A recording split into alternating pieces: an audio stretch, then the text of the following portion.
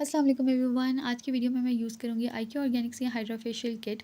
ये manual kit है सारी, क्योंकि मैंने पहले हाइड्रा फेशियल करवाया हुआ है क्लिनिक से, तो वो मुझे आइडिया है कि उसके रिजल्ट्स कैसे आते हैं। तो आज मैं ये वाली किट यूज़ करूँगी। इसमें कोई मशीन्स वगैरह यूज़ नहीं होंगी, ये मैनुअली खुद हमें हाथ से सब कुछ करना है। टोटल 9 स्टेप्स हैं, तो उसके बाद देखते हैं कि इसका रिज़ल्ट कैसा आता है। बालों को मैं टाई अप कर लूँगी और एक हेडबैंड लगा लूँगी ताकि बाल जो हैं वो गंदे ना हो, और अच्छी तरह से बालों को ज़रा समेट के उसके बाद हम अपने सबसे पहले स्टेप पे चलते हैं, जो कि है डिटॉक्स टोनर। टोनर नॉर्मली हम लोग बीच में लगाते हैं या फेशियल के एंड पे लगाते हैं, लेकिन यहाँ पे सबसे पहला स्टेप जो है वो टोनर का है। ये स्किन को डिटॉक्सिफाई करता है और प्रोटेक्ट करता है। इसको अच्छी तरह से शेक करेंगे, और जो पंप है वो मतलब उसमें से प्रोडक्ट जो है ना वो इतने आराम से निकल नहीं रहा, उसको बहुत ज़ोर से प्रेस करना पड़ रहा था। और ऑलमोस्ट हर प्रोडक्ट जो है ना वो उसी तरह से है कि पंप जो है वो ज़्यादा ज़ोर से प्रेस करना पड़ रहा है, उसमें से प्रोडक्ट जो है ना वो इतना आराम से निकल नहीं रहा। बाकी ये है कि हम इसको रब करेंगे अपने हाथों पे, उसके बाद स्किन पे डैप करेंगे, और उसके बाद हमने फ़ेस वॉश नहीं करना। नॉर्मली फेशियल में इस तरह से होता है कि हम हर प्रोसेस के बाद फ़ेस वॉश करते हैं, लेकिन हम सबसे पहले टोनर लगाएंगे और फ़ेस वॉश नहीं करेंगे। फिर स्टेप नंबर 2 है प्योरीफाइंग मिल्क क्लींजर। प्रोडक्ट को खोलेंगे और बॉटल को अच्छी तरह से सबसे पहले मैं शेक करूँगी, और इस क्लींजर का भी वही काम है जो हर क्लींजर का होता है, आपकी स्किन में से डस्ट को और पोल्यूशन को एलिमिनेट करता है। और फिर वही वाला मसला कि इसका पंप जो है ना वो भी इसी तरह से है कि प्रोडक्ट जो है वो आराम से निकल नहीं रहा, और निकलता भी है तो बहुत ही थोड़ा, मतलब पी साइज़ इतना थोड़ा जो है वो निकलता है। और बहुत ज़्यादा जो है ना मुश्किल होती है वैसे पंप में से प्रोडक्ट निकालने में। प्रोडक्ट थिक भी बहुत है। ये वाला जो है ना ये फिर थोड़ा सा रनी कंसिस्टेंसी में है, बाकी जो प्रोडक्ट्स हैं वो बहुत ज़्यादा थिक है। और पानी जो है प्रोडक्ट्स में बहुत ज़्यादा यूज़ करना पड़ेगा, क्योंकि बहुत ज़्यादा ड्राई आउट हो जाते हैं जल्दी। लेकिन उसका कोई इतना मसला नहीं है कि प्रोडक्ट अच्छा है, वो अच्छा रिज़ल्ट दे रहा है, तो हो सकता है वो इसका फ़ॉर्मूला ही ऐसा हो कि उसने इसी तरह से काम करना है। तो ये है कि साथ साथ पानी अपने पास रखना है, साफ़ पानी। और पानी जो है वो मैं लगाती जाऊँगी, और क्लीनिंग जो है वो मैं करती जाऊँगी, क्योंकि पानी के बगैर जो है वो बहुत ज़्यादा थिक हो जाती है। क्लींजिंग करते वक्त ये ध्यान रखना है कि जो हमारी हैंड मूवमेंट है ना वो अपवर्ड डायरेक्शन में हो, ठीक है। हम लोग जो भी, अब हम अगर मैं क्लींजिंग में कर रही हूँ तो मैंने अपने हाथ को, नेक है तो नेक को ऊपर की तरफ क्लीन करना है, फेस है तो फेस को भी ऊपर की तरफ लिफ्ट करना है, ठीक है। तो उस तरह से करना है तो वही ठीक रहता है। और आँखों के इर्द-गिर्द जो है वो इनवर्ट डायरेक्शन में भी मैं आगे साथ-साथ करती हूँ, तो मैं बताती हूँ। अब एक ये मसाजर भी है, इसके साथ भी कर सकते हैं। ये इलेक्ट्रॉनिक भी आते हैं, बैटरी वाले, सेल वाले। ये जो है ये बिल्कुल मैनुअल है। इसकी एक साइड जो है ना वो उसमें ब्रिसल्स हैं, तो उससे थोड़ी-सी झाग वगैरह बन जाती है, जैसे फेस वॉश की अगर बनानी हो, और दूसरी साइड से मसाज होता है। लेकिन मैं उससे कर नहीं रही, क्योंकि उससे मुझे इतना मज़ा नहीं आता। वैसे भी मेरी स्किन बहुत ड्राई सी है, और अगर ज़्यादा इस तरह रगड़ो ना तो वो फिर अजीब सी हो जाती है। तो फिर मैं उसको अवॉइड ही करती हूँ। तो अब जो है वो मैं हाथों के साथ ही क्लींजिंग करूँगी इस तरह से, अपर डायरेक्शन में, ठीक है। और आँखों को जो है वो इनवर्ट डायरेक्शन में, आँखों के नीचे वाला जो एरिया होता है, उसकी क्लींजिंग इनवर्ट डायरेक्शन में, उसकी मसाज भी इनवर्ट डायरेक्शन में होगी, क्योंकि उसकी जो लाइंस होती हैं आँखों की वो बाहर की तरफ होती हैं, तो हम उसके ऑपोजिट डायरेक्शन में मसाज करेंगे और क्लींजिंग करेंगे। जो भी प्रोसेस होगा वो इनवर्ट डायरेक्शन में होगा, और बाकी पूरे फेस का अपर डायरेक्शन में।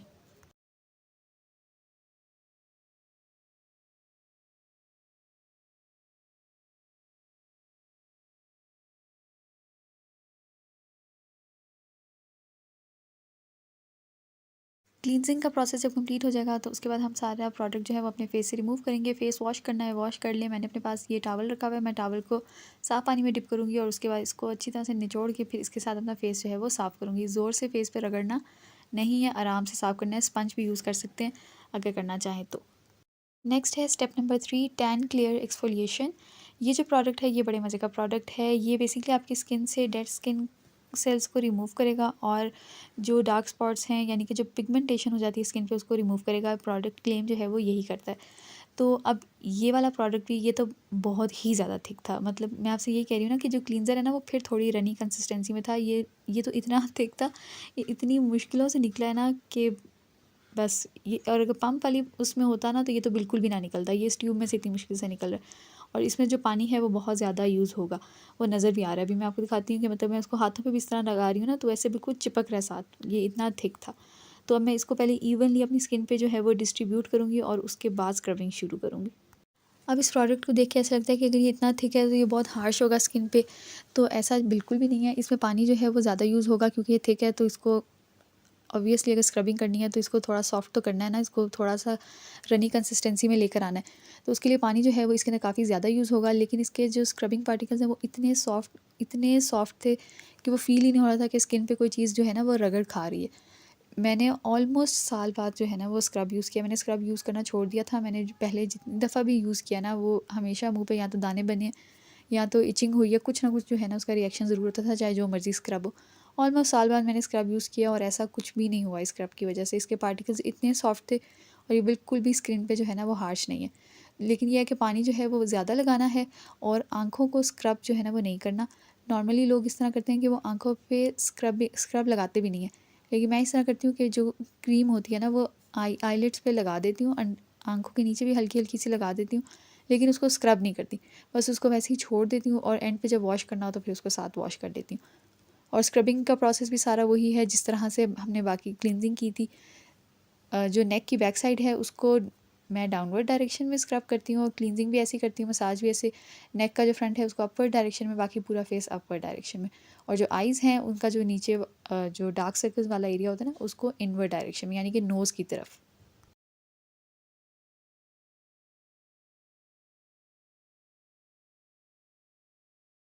स्क्रबिंग का प्रोसेस मेरा कंप्लीट हो गया और अब मैं अपने फेस को और नेक को साफ़ करूँगी टॉवल के साथ ही।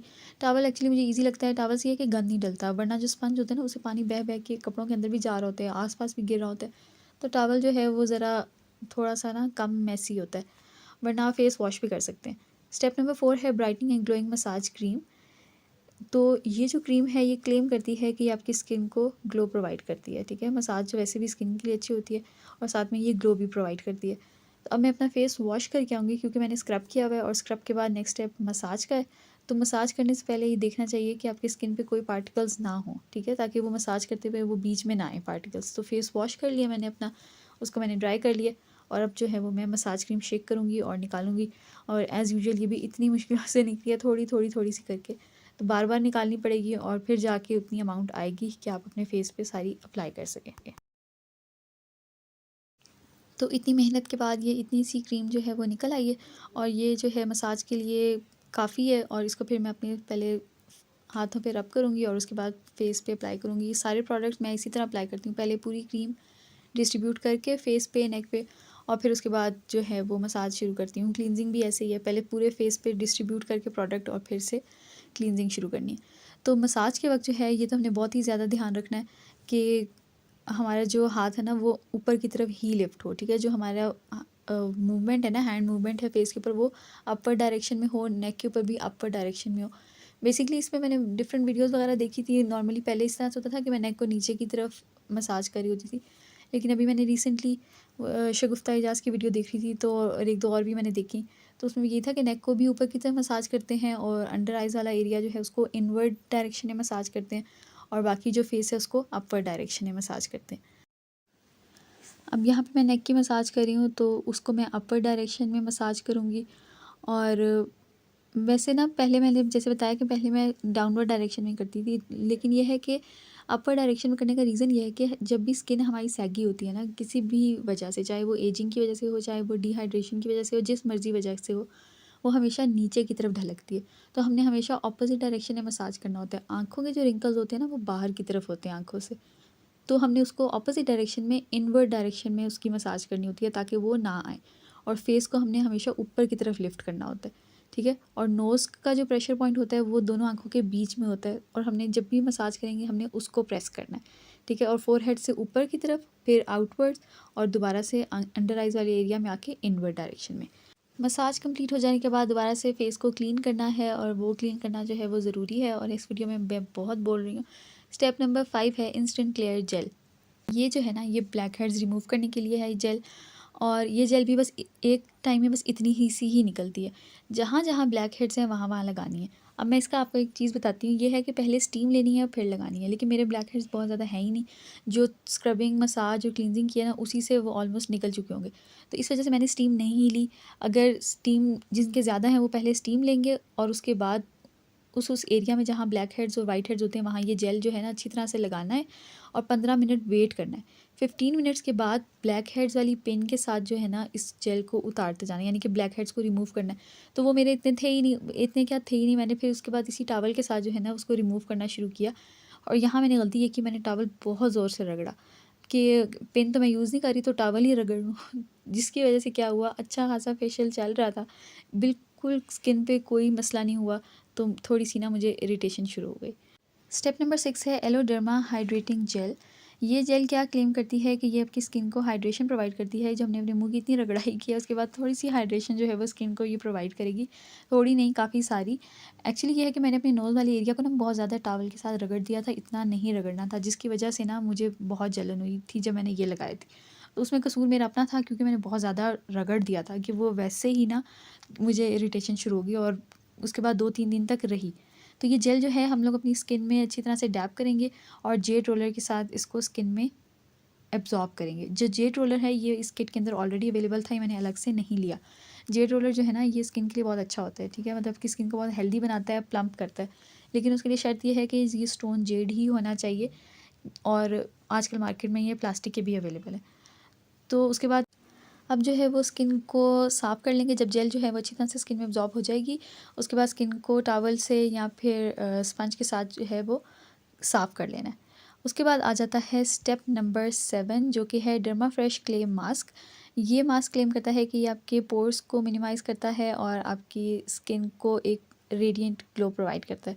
तो उसके बाद ये मास्क जो है ना ये वाही चीज़ थी जो आराम सुकून से बॉटल में से निकल आई थी और उसके बाद अब इसको पूरी स्किन के ऊपर लगा लेंगे, ठीक है। ब्रश के साथ भी लगा सकते हैं, मैं हाथों से लगा रही हूँ। ब्रश से लगाएंगे तो नीट लगेगा, हाथों से लगाएंगे तो ऐसा लगेगा जैसा मैं लगा रही हूँ, ठीक है, यानी कि गंद मिट जाएगा। और उसके बाद पूरे फेस पे लगाने के बाद हमने वेट करना, ये बहुत जल्दी ड्राई हो गया था, मतलब ऑलमोस्ट 10 मिनट्स भी पूरे नहीं लगे थे, तो ये एकदम ना ड्राई हो गया था सारा। तो अब जो है मैं स्पंज से साफ़ नहीं करूँगी इसको, ना टॉवल से, मैं फ़ेस वॉश करके आई।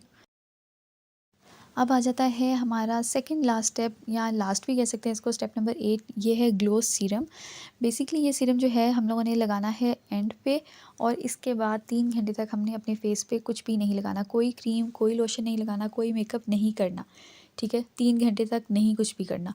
अगर रात को ही फेशियल कर रहे हैं तो फिर ओवरनाइट रहने दें सीरम लगा हुआ और सुबह उठ के फेस वॉश कर लें और फिर जो मर्ज़ी लगा लें, लेकिन 3 घंटे तक कुछ भी नहीं लगाना। इसके साथ एक छोटी सी एक और स्टेप नंबर 9 है, उसमें आता है day protection care serum. Basically वो उसमें SPF है, अगर आपने बाहर जाना है तो आपने वो लगा के जाना है, कोई और क्रीम या लोशन नहीं लगाना, ठीक है। तो अब इसके प्रोडक्ट के बारे में मैं एक बात ये बताऊंगी कि ये प्रोडक्ट जो है ना ये वाइटनिंग इफेक्ट बिल्कुल भी नहीं देता, जो कि बहुत बहुत अच्छी बात है।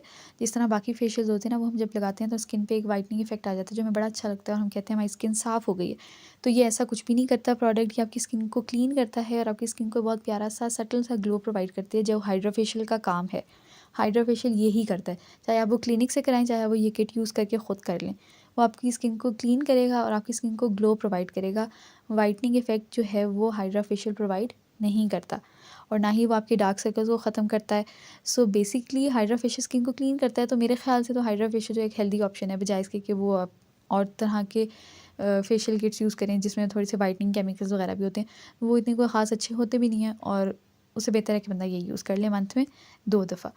सो ये वो सीरम है जिसकी मैं बात करी थी कि वो बहुत छोटी सी ट्यूब है, एक उंगली जितनी तो और सीरम इसमें से भी नहीं निकल रहा था, तो उसको ख़ुद से ही निकालना पड़ेगा जिस तरह से भी करके। लेकिन अगर बाहर जाना है या कहीं भी कोई काम वगैरह करना है धूप में या चूल्हे के सामने, तो आपने ये लगाना है, कोई और क्रीम या लोशन नहीं लगा सकते।